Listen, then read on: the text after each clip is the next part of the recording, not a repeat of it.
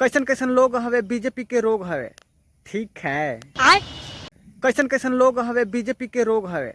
बोले तो बारे ना आवे, कहला पूरा बिहारे बारे। बिहार से कमाईला गुजरात में लगैला। ठीक है। बैगन बिहार से कमाईला गुजरात में लगैला। सुनो ए मोदी जी, अब बिहार से कितना लेके जाइबा। सुनो ये बिहार के भैया अबर ई समझ जाई हाँ। अरे सुनो ये बिहार के भैया अबर ई समझ जाई हाँ, न तो बेर बेर रोज रोज लोहे कंपनी में जाई हाँ। कुत्ता वाला लूर रहे कुर्सियों न नसीब रहे। ठीक है।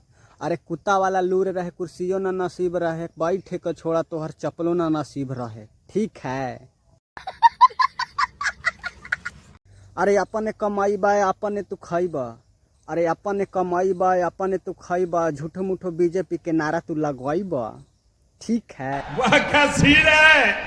इलेक्शन के टाइम हवे, घूसेला छटपटाइल हवे, देख ला वहाँ खड़ा पुलिस गाड़ फाड़े खातिर तैयार हवे। अरे घूमे खातिर रैली में हम पैसा कमाए हैं। अरे घूमे खातिर रैली में हम पैसा कमाए हैं, चुप रह साल तोहर गाड़ फाड़े हम आए हैं।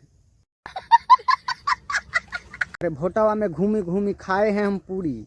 अरे भोटावा में घूमी घूमी खाए हैं हम पूरी, आ छेड़ेंगे न कभी हम मिलेंगे जरूरी। अरे सावन हो या भादो, अरे सावन हो या भादो, मोदी जी खिंचा जाइए अबरी पिछवाड़ा के कादो। ना एनडीए जीती ना बीजेपी। अरे ना एनडीए जीती ना बीजेपी। सुना ये मोदी नीतीश जी, गाड़ फारे आ गइल बड़े लालू जी। रवि जी रेल आ जाई है, मनोज जी में आ जाई हैं।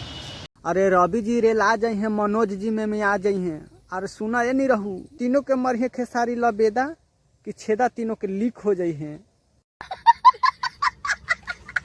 आर पर न बार पर चलबा दरार पर। अरे आर पर न बार पर चलबा दरार पर। बैगन और सुना ये सम्राट चौधरी जी, बैठ जेबा कहियो मोदी के फार पर। सुना ये सम्राट चौधरी जी, ढेर तू बोलत तारा नचनिया बजनिया। आ तोहर टीमुआ में उ के बारे तीनों बैगन तोहर पाहुने ना नचनिया।